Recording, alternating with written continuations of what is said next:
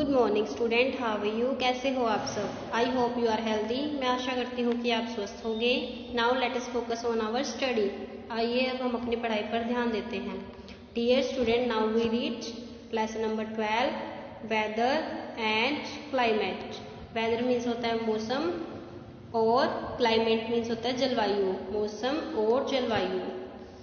We all live on the earth. हम सभी पृथ्वी पर रहते हैं। अर्थ मीन्स होता है पृथ्वी।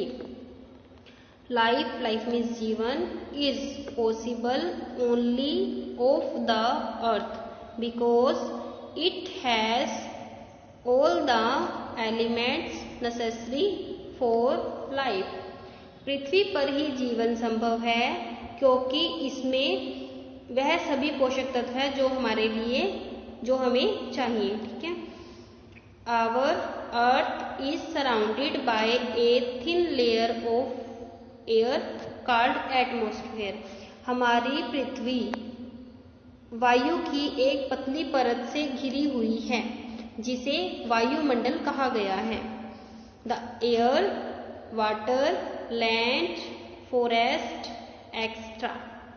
वायु, जल, भूमि, वन अतिरिक्त are necessary conditions for life on earth. यही क्या है?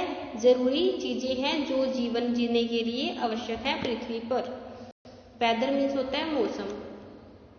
Weather is the condition of the air at a given time and place with respect to the temperature, moisture, wind and cloud cover.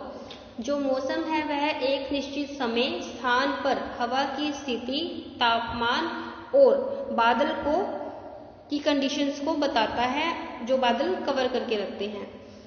Sun plays an important role in determining the weather of any place. और सूर्य किसी भी स्थान के मौसम को निर्धारित करने में महत्वपूर्ण भूमिका निभाता है। Since different places on the earth get different amount of heat। चूंकि पृथ्वी पर अलग अलग जगहों पर अलग अलग मात्रा में ऊष्मा, we find that the weather of a place changes day by day। ऊष्मा मिलती है इसलिए हम पाते हैं कि जो मौसम है हर स्थान पर बदलता रहता है। Land and water also get heated at different rates। भूमि और पानी का भी जो वातावरण की दर है वो घटती बढ़ती रहती है। The heat of the sun on the land and sea causes the air above to move in the form of wind। भूमि और समुद्र पर सूर्य की किरणें हवा के रूप में ऊपर जाने के लिए हवा का रूप बनके क्या करती हैं? ऊपर हवा में मिल जाती हैं और ये हवा को झोंके से उड़ा देती हैं। These cases to the wind below। और इस केस में क्या होती है? जो हवा का झोंका है वो नमी को ऊपर की ओर उड़ा देता है। It also makes water vaporize which leads to the formation of moisture and clouds cover।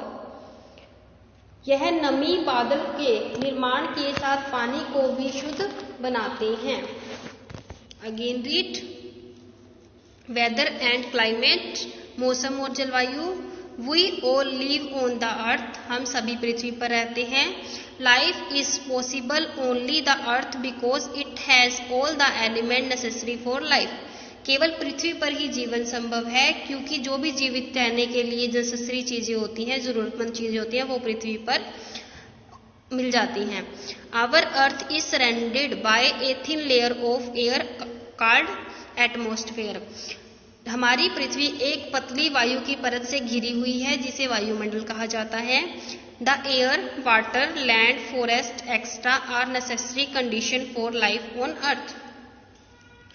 यह सभी चीजें वायु, जल, भूमि, वन अतिरिक्त ये सभी परिस्थितियां हैं जो कि पृथ्वी पर जीवन जीने के लिए आवश्यक मानी गई हैं। वेदर मीन्स होता है मौसम। Weather is the condition of the air at a given time and place with respect to the temperature, moistures, wind and cloud cover. मौसम एक निश्चित समय और स्थान पर हवा की स्थिति जिसमें तापमान और बादल आदि को कवर किया हुआ है। Sun plays and important role in determining the weather of any places. सूर्य किसी भी स्थान के मौसम को निर्धारित करने में महत्वपूर्ण भूमिका निभाता है। Since different places on the earth get different amount of heat, we find that the weather of a places changes day by day. चूंकि पृथ्वी पर अलग अलग जगह पर अलग अलग मात्रा में ऊष्मा मिलती है, इसलिए हम पाते हैं कि जो मौसम है वो दिन प्रतिदिन बदलता रहता है।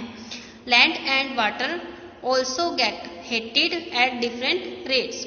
और भूमि और जल का तापमान की दर भी बढ़ती घटती रहती है। The rays of the sun on the land and sea causes the air above it to move the form of wind. और सूर्य के केस में क्या होता है, जो सूर्य के तापमान की वजह से जो हवा है वह ऊपर की ओर उठती है। This causes to the wind below. और इस केस में जो ये हवा है, हवा के झोंके से उसको उड़ा देती हैं।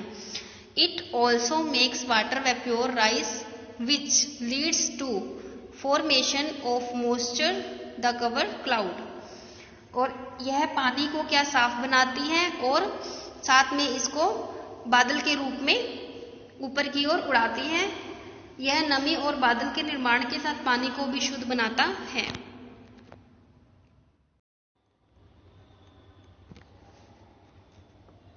सी ब्रिज एंड लैंड ब्रिज, समुद्री ब्रिज और भूमि breeze. Land heat up and cools down faster than water.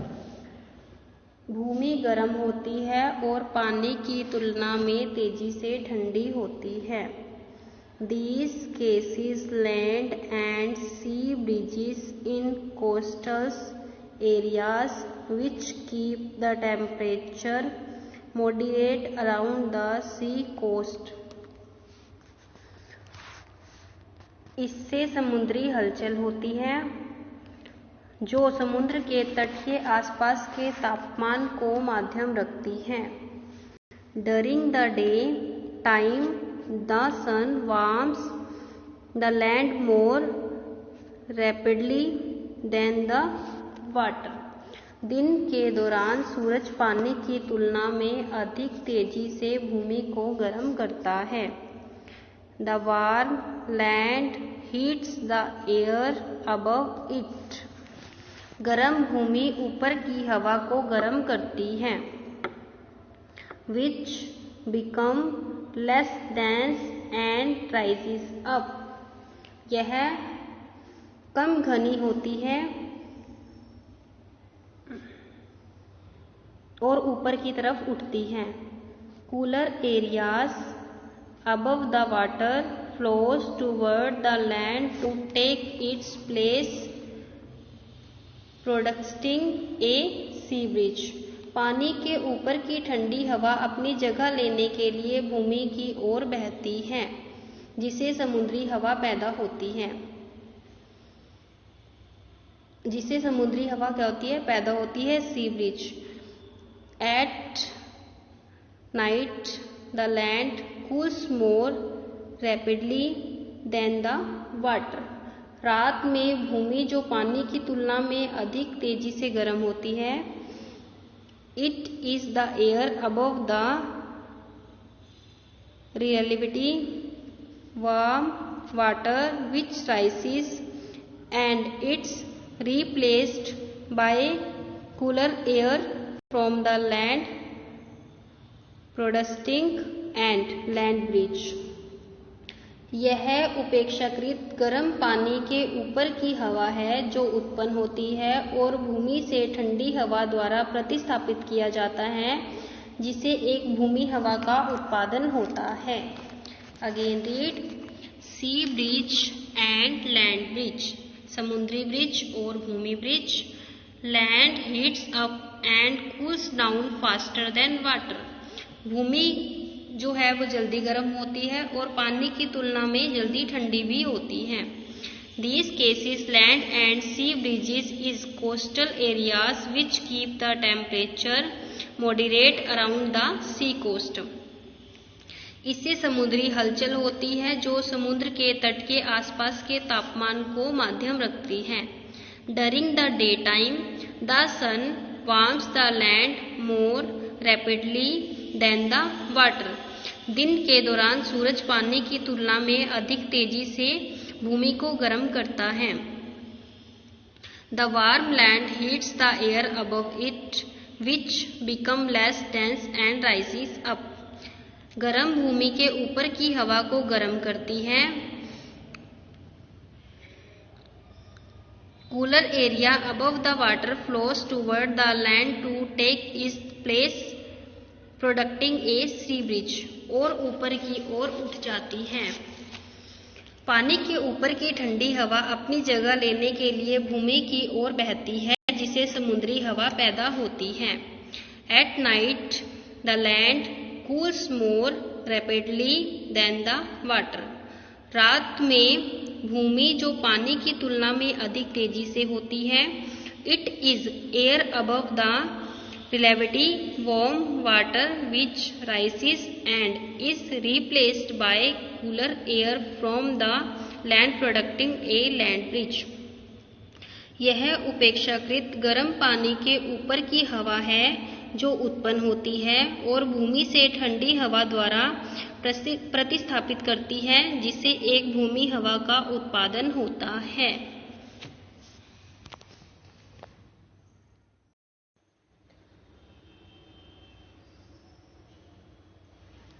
Formation and types of clouds.